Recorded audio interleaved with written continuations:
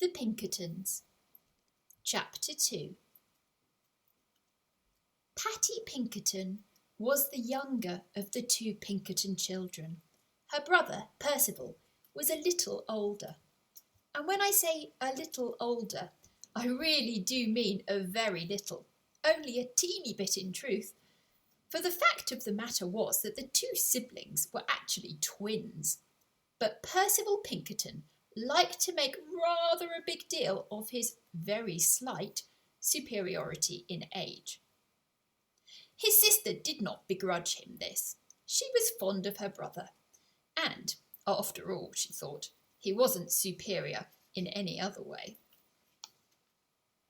So Patty allowed him his one little conceit, and thus, whenever she found herself introduced by Percival as my little sister, Patty would quite simply smile sweetly for 1 or 2 minutes before launching herself effortlessly and graciously into the adoring approbation and favour of whoever her new companions happened to be. This launch was almost always as smooth and splendid and universally successful as that of the most sublime of ocean liners. Patty was a favourite wherever she went. She charmed every audience, for that is how she regarded other people, as her audience, with her ready wit and sparkling conversation. Percival, despite his insistence that he was the elder sibling, and his seeming need to inform the world at large of this fact, was in reality somewhat shy. He was also really rather sweet. A good-natured guinea pig with markings in the fur around his eyes reminiscent of spectacles. He was also rather round, a bit too round perhaps, and he was also rather clumsy. Percival had a tendency to drop things and to bump into furniture and into walls, garden ornaments, other guinea pigs, and in fact anything at all that happened to be in his path. Mr. and Mrs. Pinkerton were very fond parents. They adored each other, and they adored Patty and Percival. Claude and Cynthia Pinkerton were proud of both of their children. Proud not in a noisy, showing off, my kids are more impressive than yours sort of way, but proud in a gentle, loving way. And this had ensured that both young guinea pigs were convinced to the core of their beings that they were loved, unconditionally, completely, and irrevocably. It would be fair to say that neither Mr. or Mrs. Pinkerton were the brightest buttons in the box, but the Creator, that great guinea pig in the sky, had more than made up for this by endowing both of them with extremely liberal helpings of amiability, kindliness, and general good cheer. Mr. and Mrs. Pinkerton were very happy with their lot in life, and very happy with each other. The fact that their daughter Patty had pretty much run the whole household since she was a tiny tot did not seem to bother them in the slightest. Or perhaps it had simply escaped their notice. Claude and Cynthia Pinkerton had very few rules for their children. In fact, if one disregards the general and familiar rules of all well-regulated households, such as reminders to not popcorn immediately after mealtimes, and to remember to trim one's teeth daily by regular gnawing, the usual sort of things, then an outsider might observe that the Pinkertons' remaining rules were few and far between. Really, there was but one rule, and it was a rather strange rule at that. I expect you want to know what the rule was, but you will have to wait a little while. Not too long, perhaps just until the end of the chapter. On several occasions, Patty Pinkerton had made inquiries of her parents as to the provenance of this solitary prohibition. Provenance, as I'm sure you know, refers to where something has come from. When asked about this, Patty's father, Claude, would mumble something non-committal and uninformative, something about his and Cynthia's honeymoon.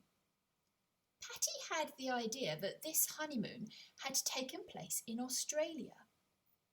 Beyond this, Mr. Pinkerton had been distinctly and uncharacteristically unforthcoming.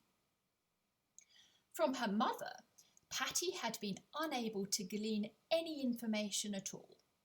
Cynthia had simply smiled and rubbed her daughter's cheek gently with her nose before saying, "Eat up your hay, dearest parsnip."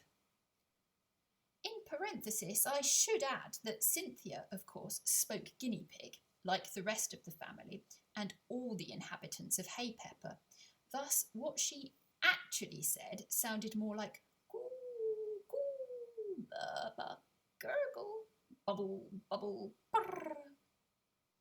Obviously, that is a transliteration, and a poor one at that. Unfortunately, my keyboard doesn't have the option to type in guinea pig language. I think I mentioned before, they use a form of hieroglyphics. Also, to tell you the truth, although after a few decades of practice, I can now conjugate most of the common verbs quite successfully in guinea pig, I never could get the hang of the second declension of nouns. Of course, I'm familiar with the correct form for the word hay, as this occurs so frequently in the tongue, but parsnip is quite a different matter.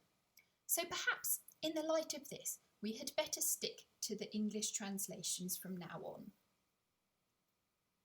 Now, Mr. and Mrs. Pinkerton did not, in the common course of events, believe in keeping secrets from their children.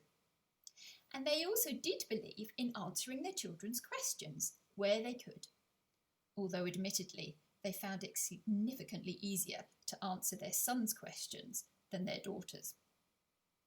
But of course, parents need to find a balance that suits their particular family, and there are some truths which need to be handled carefully. Parents may not wish to hide them from their children completely, but they may feel that a little delay in the telling of them may be beneficial all round. For example, truths about war and suffering, hunger and disease, prejudice and hatred. Such realities might be best introduced gradually, where possible. Clearly, it is only lucky families who have the option to do this, to shield their children for a while, by delaying the introduction of uncomfortable topics. But the Pinkertons were one such lucky family. None of them, adults or children, had ever lived through a war, for example, and food had always been plentiful and delicious. Well, if you were keen on hay, that is, which they all were. Of course, there were ups and downs, with the occasional word spoken in haste and then regretted, as will happen in any household. But on the whole, the guinea pigs treated one another with respect and compassion, and any mishaps were quickly and wholeheartedly forgiven. Claude and Cynthia's respective parents, both Patty and Percival's sets of grandparents, had, first and foremost, inculcated within their children, whether intentionally or not, the art of gratitude. And Claude and Cynthia themselves were well on the way to doing the same for their own offspring. Alongside gratitude, there was, of course, the art of helping others in small and simple ways, and in doing this cheerfully. For after all, none of us can solve the big problems in the world single-poredly, but each of us can help to make the world a better place in small ways, through little acts of kindness. And none of these are ever wasted. Never. However things may appear on the surface. And although it seems likely that the Pinkertons, none of them, ever thought too much about any of this, from my own point of view, and from the benefit of my many, many years, I would suggest that even for folks who do aspire to make a difference to their country or community in some big way, the small things remain important, because it's in the small things that our character is both shaped and demonstrated. This is where our heart is melted and remoulded 1,000 times. And this is where we learn, in truth, to love. After all, it is much easier to love an abstract neighbour, to love your neighbour in general, that is, than it is to be on good terms with the person 2 doors down who keeps throwing noisy house parties that go on late into the night. To recapitulate then, Mr. and Mrs. Pinkerton did not keep many secrets from their children, and yet,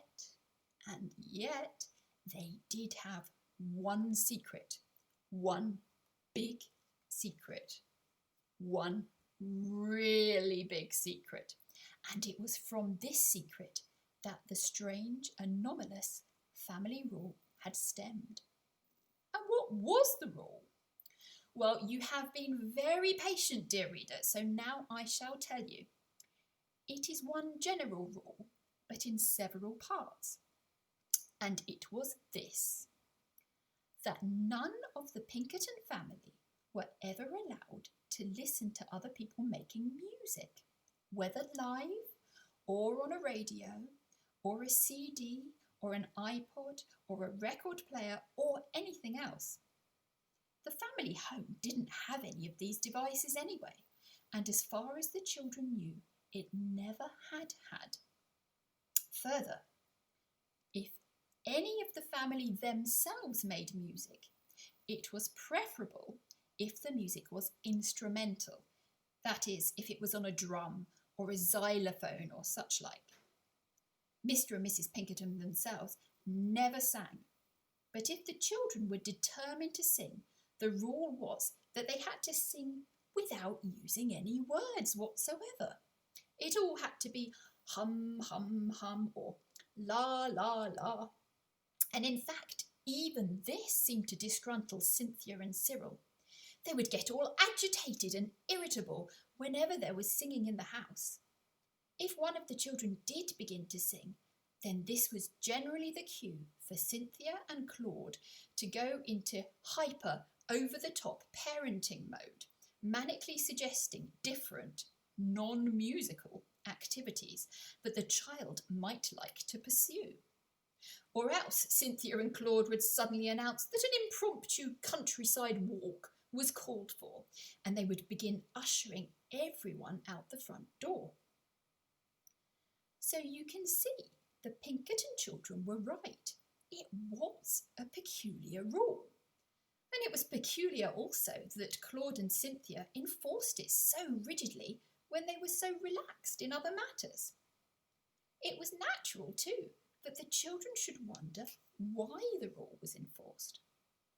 But Claude and Cynthia kept their secret religiously, never breathing a word of it to anyone, and barely even discussing it between themselves. Now, how about you, dear reader?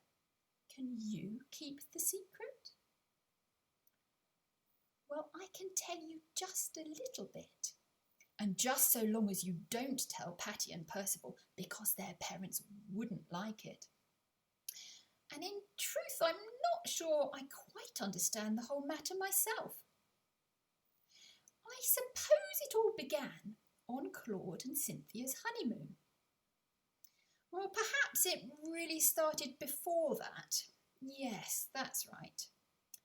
Mrs. Pinkerton, or Cynthia Florette, as she then was, always maintained that it must have had something to do with those shoes, those magenta shoes of hers that she had bought from that strange little man that she had met at Haypepper Market on that sunny Thursday afternoon in May all those years ago. Yes, he was a funny little man. He certainly wasn't a regular at the market. She'd never seen him or his stall there before, and she had never seen it since. And there was something about those shoes. They had caught her eye immediately. They were beautiful, yes, but strange. In fact, the whole experience had been most strange, yes. It was there, with those shoes, that the problem had started. The problem? Well, I suppose you could call it that. Or you could call it the adventure.